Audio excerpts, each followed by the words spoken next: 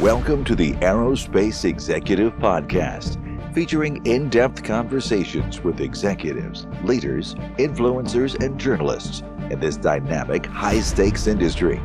Hosted by Craig Picken, founder of North Star Group, the boutique executive search firm for the aerospace industry.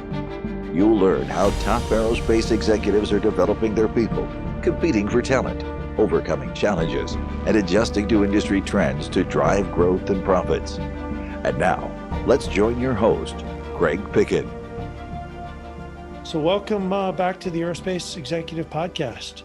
Today I've got Will Benton on with me. Will is over in London, and he's the Venture and Ecosystem Director for what is called the ATI Boeing Accelerator. Will, good afternoon. How are you? Craig. I'm very well, thank you. How are you? I am well. So what is the, tell us about the ATI Boeing Accelerator. Awesome. What are you guys up to over there? Yeah, sure. So the ATI Boeing Accelerator is a new accelerator program based in London, but open to companies all over the world. And we are trying to kind of build and then sustain an ecosystem of early stage companies building products either already in aerospace or applicable to the UK aerospace industry.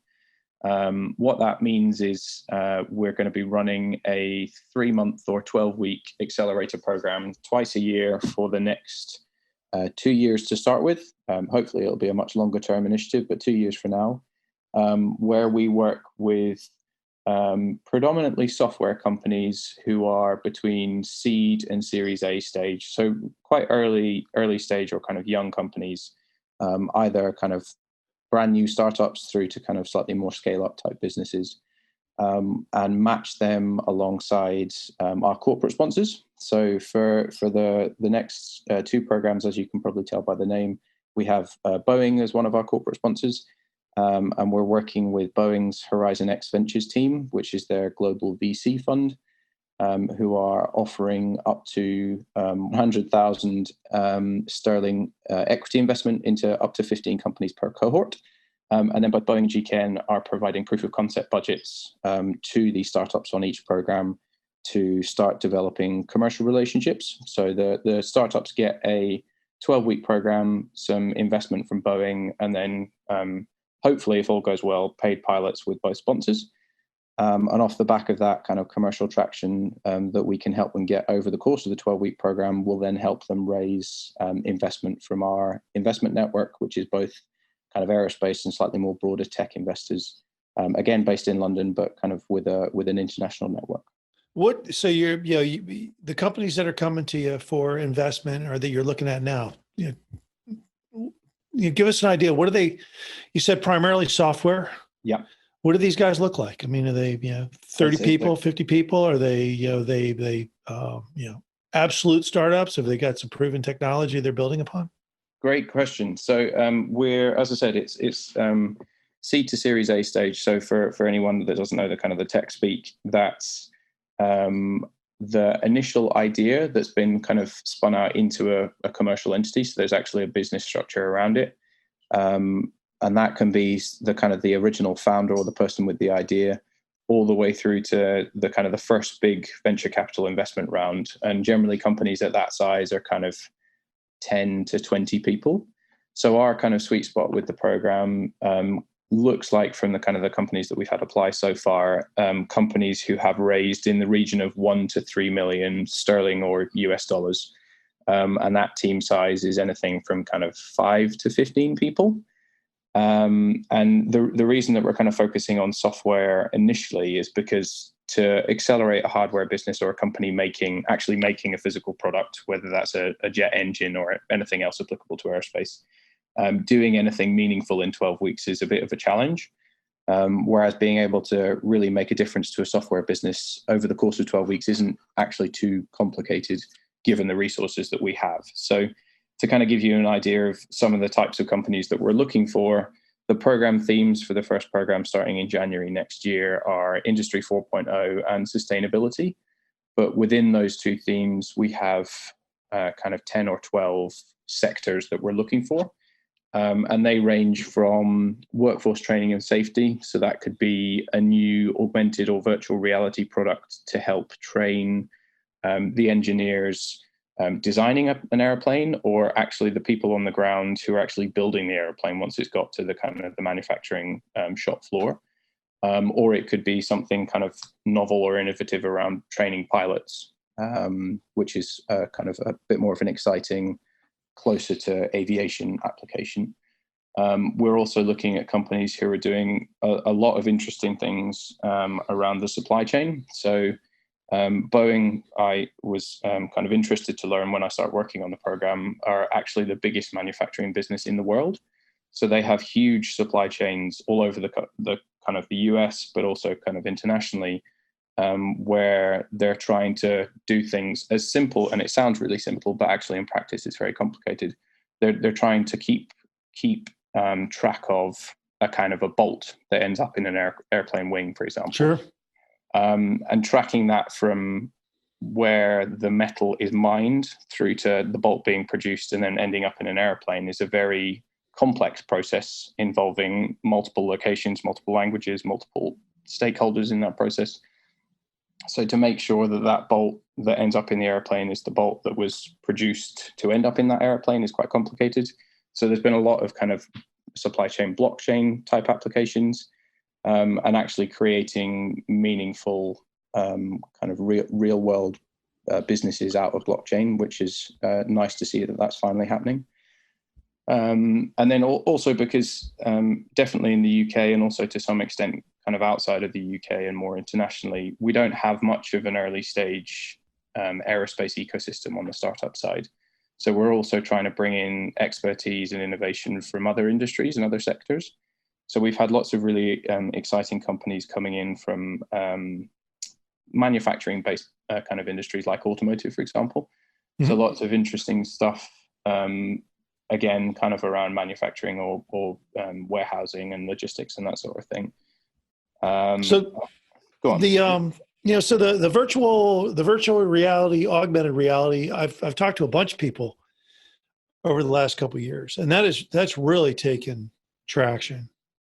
I've talked to just MROs who are like, we want to do some, VR or AR to give our mechanics a good idea of what this repair is going to look like before we open up an airplane. Yeah. Things along those lines. We've talked to multiple people on blockchain, and everybody is really looking at blockchain, like you said, just tracking from where the metal's cut to where the bolt goes into the airplane, and then traceability throughout the bogus parts is a big issue. Things like that. What's got Boeing really? If Boeing's your big client now, what are they really excited about? They've been investing in multiple startup companies here in the U.S. on the software side. What's got them really excited right now? Well, so kind of going back to the point about them being the biggest manufacturing business globally, a lot of the supply chain applications that we've had have been very interesting because even making a small change that can be replicated across a global supply chain actually ends up making quite a big impact, whether that's economically or sustainably or any other kind of positive benefits. But I think that the really interesting thing to see from definitely from Boeing's side and to some extent also from GKN is that we're seeing a company as big as Boeing and GKN getting involved as kind of early as you can from a established business point of view in the kind of the cutting and bleeding edge of innovation. And it's been really nice to see the appetite on both of their kind of sides to really get involved in these early stage businesses and help optimize what the businesses are doing, both kind of just from a good of the ecosystem point of view and obviously also from a kind of a Boeing or GKN point of view. So again, the kind of the software point, it's a bit easier to plug a software business into a company as big as Boeing. So a lot of the interest has been around the pure kind of software applications, whether that's, like we were saying, tracking that bolt from being cut through to ending up in the wing.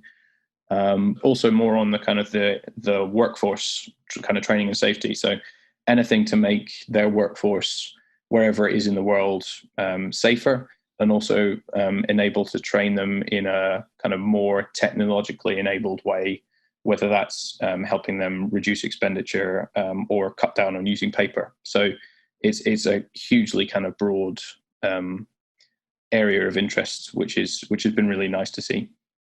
Yeah, the Boeing supply chain, or the Boeing supply chain, or GE, or any of the big aerospace manufacturers. It's almost, it makes you dizzy to think about supplier quality. Yeah, all the issues that inventory management, supplier quality, aftermarket. It just makes me dizzy to think about it. Now, if this is a big push with Boeing and GKN, are they bringing, these software companies, are they bringing in Oracle and SAP and some of the other supply chain management companies? Are these bolt-ons to some of the bigger supply chain management, ERP companies? I think Are they revolutionary? Are they evolutionary? What are you seeing?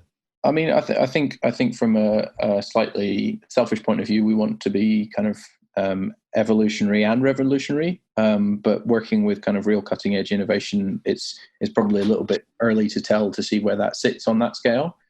But as I was saying earlier, in terms of wanting this to be a bit more of a bigger play for the good of the aerospace ecosystem, I think we're really excited that Boeing and GKN Aerospace are kind of our inaugural corporate sponsors, but we're really keen to kind of expand that network and that group to bring in any kind of established business, either within aerospace or outside, who see the value in working with companies developing that next wave of innovation. So we've been having lots of kind of interesting conversations with established businesses in oil and gas, and as I said earlier, kind of automotive. So these might be kind of explicitly aerospace businesses for now, but because they're kind of based on tech and they're building things applicable to the aerospace supply chain, actually, if you look at it from a transferable point of view, an aerospace supply chain business, actually without too much tweaking, is very interesting to oil and gas or automotive. So there's quite a lot of cross-pollination, which will hopefully mean that we can really kind of develop this innovation for aerospace, but then help those early stage companies expand out into other sectors as well.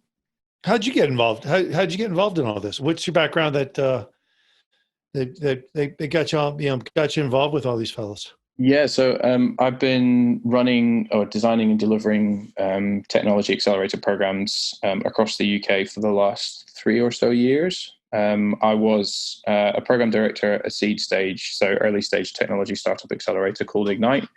And Gabby, who's the program director on the ATI Boeing Accelerator, was also a program director at Ignite. So we've got program experience, and Ignite's been delivering programs around the country for the best part of a decade. We launched our first program in 2011.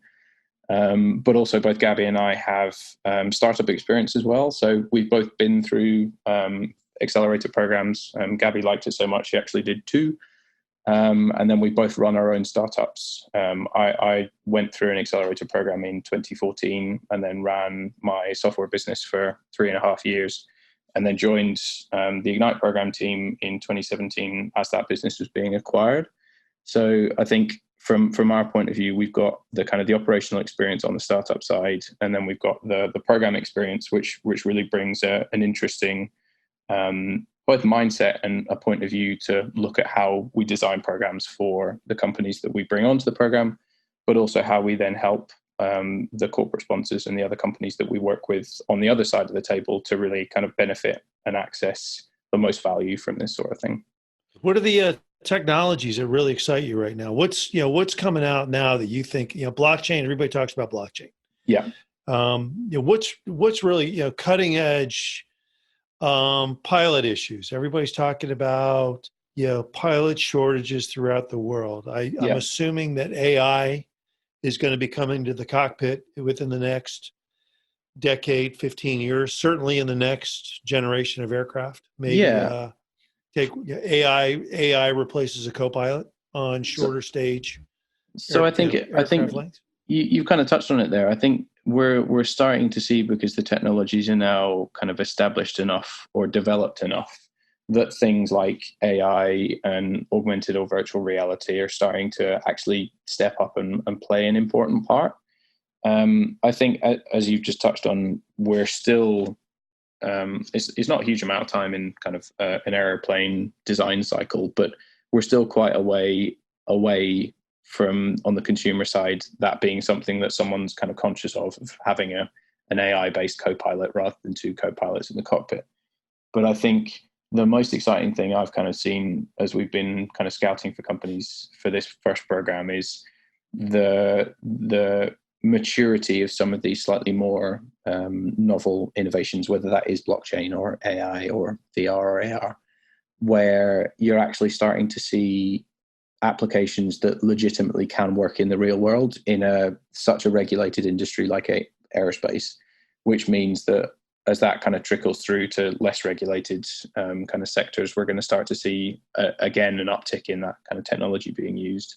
So I think the AI in the airplane, we're still kind of working through that being as good as it can be and also being as safe as it can be to actually replace that co-pilot. And I don't think we're in a position where that is short or midterm kind of viable or of interest. It's about making the co-pilot and the pilot's jobs easier.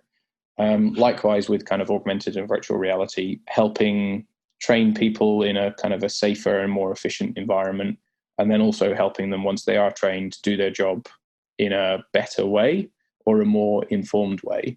So a lot of the kind of the MRO type applications we've seen with AR or VR has been about making the engineers working on planes from an MRO point of view able to do better jobs, for example. And I think it's about increasing the efficiency, but also optimizing kind of processes and workflow. And that doesn't necessarily sound kind of particularly sexy, but that's actually where the real value is to a company like Boeing, is being able to do that and then deliver real value, both for their workforce and then kind of ultimately for the bottom line. I was talking to a company and they're trying to create a pilotless eVTOL, Yeah. which will take the masses everywhere. And I'm like, good luck with that. Look, the technology can be there all day long, but if the communities and the regulators aren't willing to accept it, it's worthless technology. Are your incubator companies, are they working alongside? Are they, as y'all are talking to them and the Boeing GKN guys are talking to them, are they talking about how their, software or their tech will fit into that regulatory sphere? And, and regulators will be very comfortable in adopting it? Yeah. So I think where the companies that we kind of bring in on the startup side need to fit in with the regulatory frameworks, we're looking to bring that part of the industry in as early as possible. So as I was kind of saying earlier, bringing in a company like Boeing and GKN into this early stage from a kind of a startup point of view, where we need to on the regulatory side of things, obviously we would want to do that too, because it's better for everyone. And again, from kind of Boeing and GKN's point of view, working with the startups to make sure that everything's been done in the right way, it's not rushed, and everything kind of abides by the necessary kind of rules and regulations. But I think as a whole, from the kind of the ecosystem point of view, we are seeing companies trying to develop products that help the industry move forward together, and kind of doing that with the kind of the regulatory frameworks and stakeholders very much front of mind.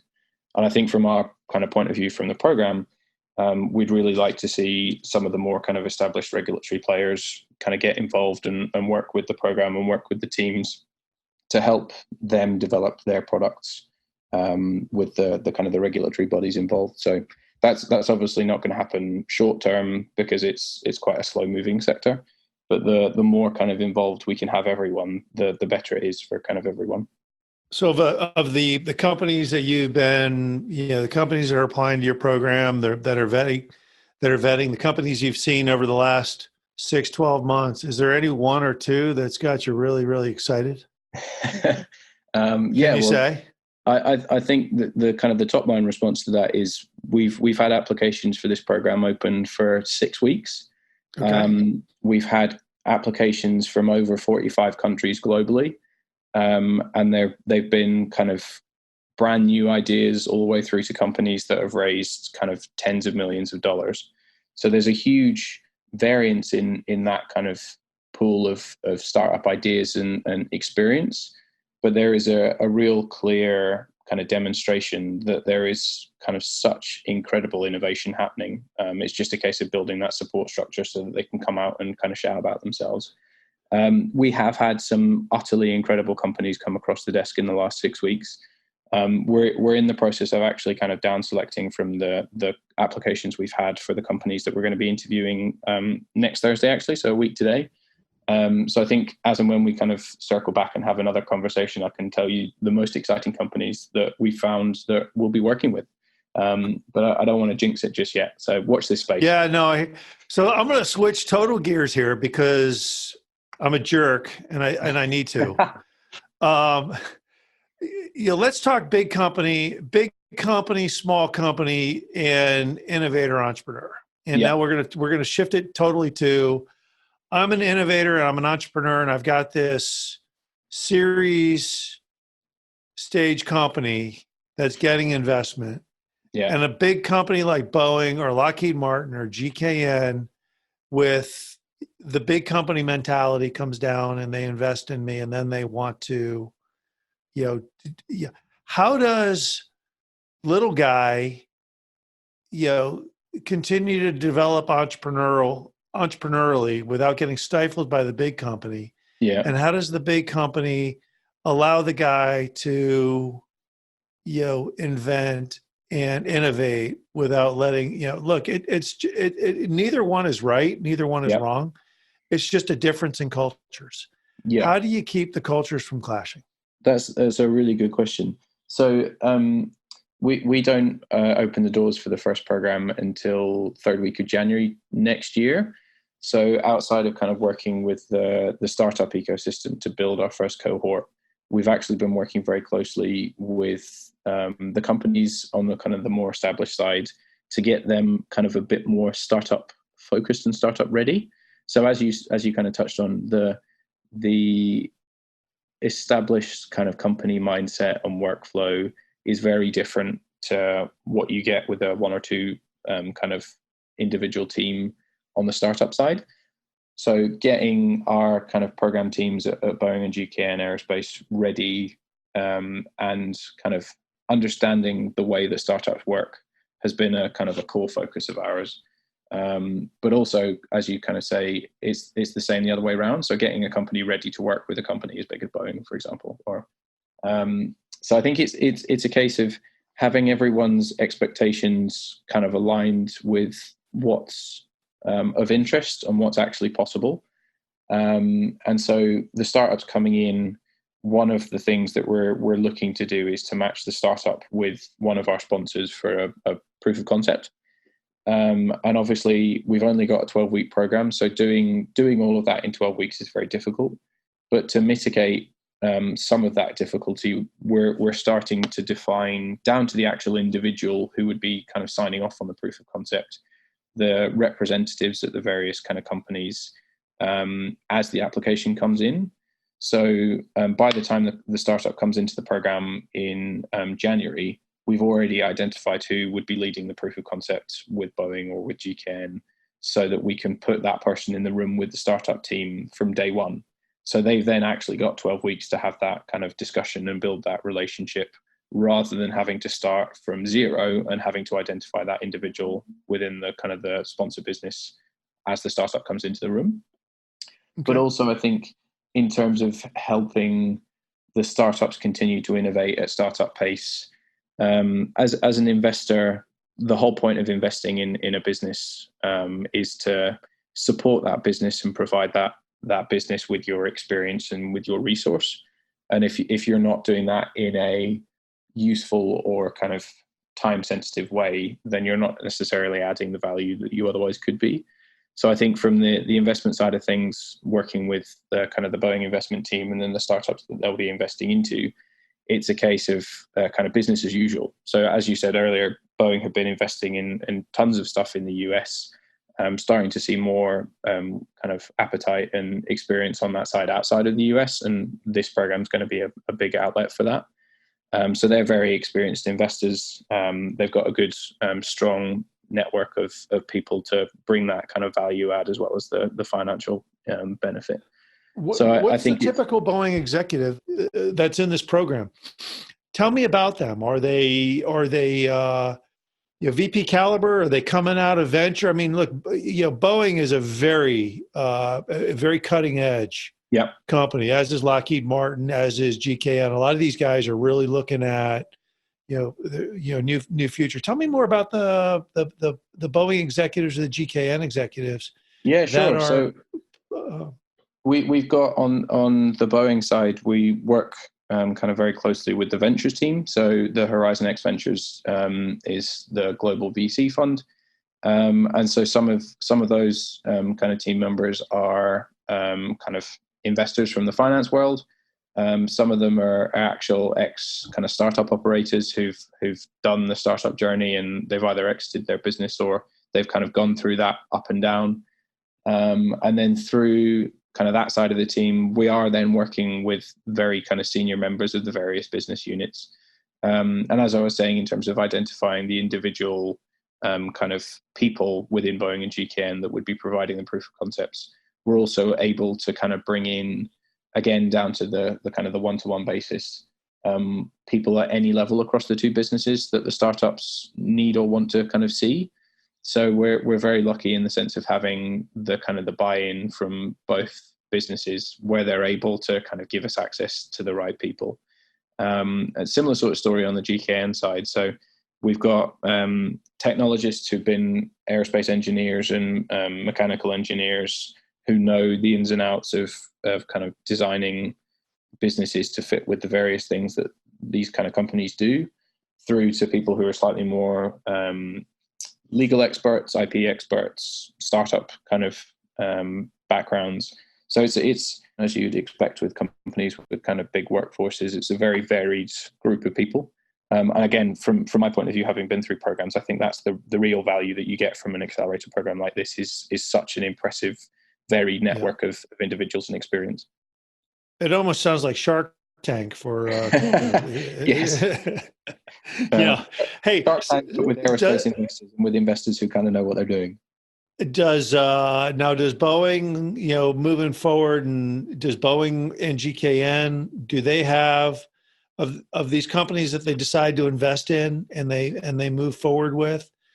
Do they have first rights on warrants or acquisitions, or are they an investor in the entrepreneur company can still shop different markets to bigger, if there's a better deal out there, can they take that, or does Boeing and GKN have first rights? So the investment comes from Horizon X Ventures, so it's just a Boeing investment, and that's structured as an uncapped safe note. So a safe note is an investment document first kind of popularized by Y Combinator, which is one of the world's most famous startup incubators.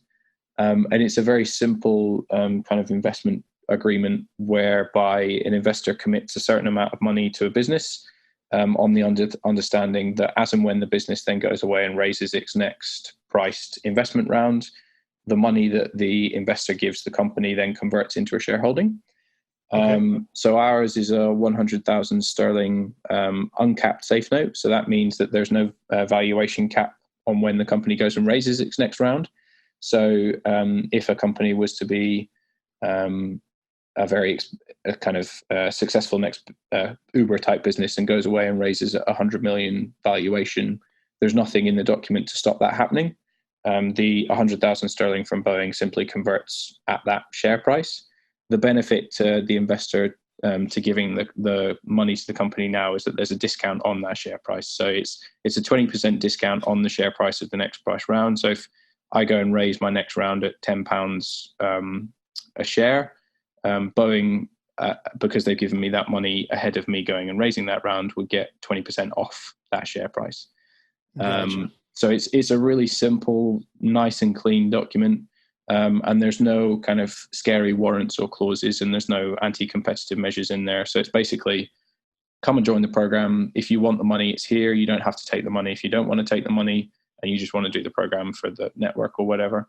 And if you do take the investment, it's 100,000, and then you give us a 20% discount when you next raise an investment round. So it's a really nice and clean document, and should mean that for when our companies do go on and raise that next investment round, they're able to actually do that in a cleaner and quicker manner because they've got a company like Boeing on the cap table.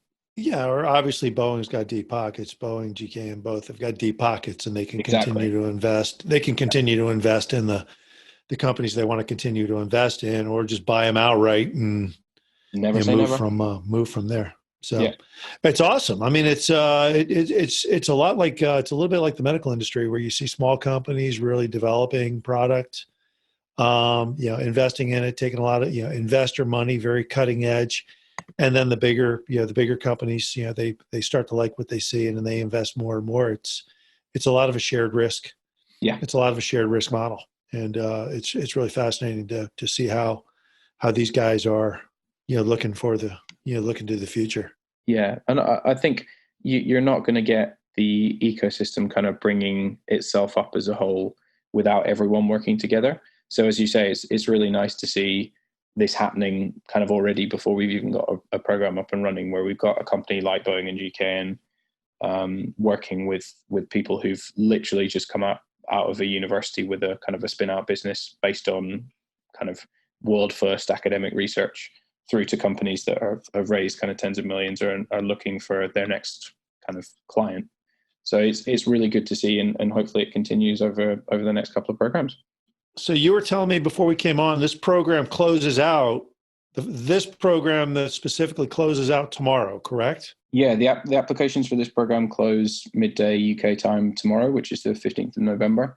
We're interviewing our top 30 applications in London next Thursday on the 21st of November. And then we're expecting to have between 10 and 15 companies start the program in early January. So it's going to be an exciting couple of weeks, and we're really, really excited to see what comes out the back of it. Great. And then the next round, I mean, obviously, people are listening to this program will be closed when people, start to listen to this podcast, this program will be closed out. The next round will come around in what, 6 months, a year? So we're how many times? We run 2 programs a year, and the applications for program 2, which starts in September and runs to December next year, the applications for that will open when the January program ends. So that will be sometime between April and May 2020. So you'll be able to find all the information on the website, which is ATIBoeingAccelerator.com. And you can follow us on Twitter at UK Aero Accel. But yeah, we'll run 2 programs a year, and that's generally spring and then late fall. Awesome. And people get a hold of you how? So I'm online on LinkedIn, Twitter, a few other places. The easiest thing to do is generally find me on Twitter. My handle is at FatKidOnFire, all one word. Long story behind that account name, but if you tweet me, I'll explain what it is. And then, if you want to find out more about the program itself, hit the website and send us an email through the contact form, and I'm the one that picks that up, so I can send you an email and tell you more. Awesome. Well, Will, hey, thanks for coming on today. I know with the program closing out, you got a lot going on, and appreciate you coming on and talking about how innovation is occurring in our industry. I look forward to having you back in February, March, and you can tell me about the companies you've chosen and what they're going to do for our industry. Yeah, I look forward to being back, and thanks again for having me. It's been a great chat.